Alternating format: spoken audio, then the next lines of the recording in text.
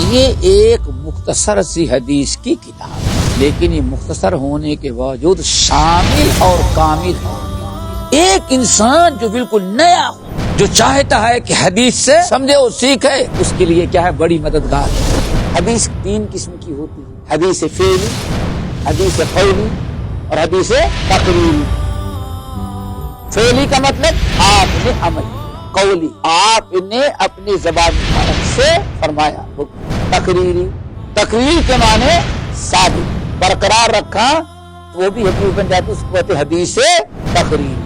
اور ہم نے اس کتاب کا نام بلوغ المرام من ادلۃ الاحکام۔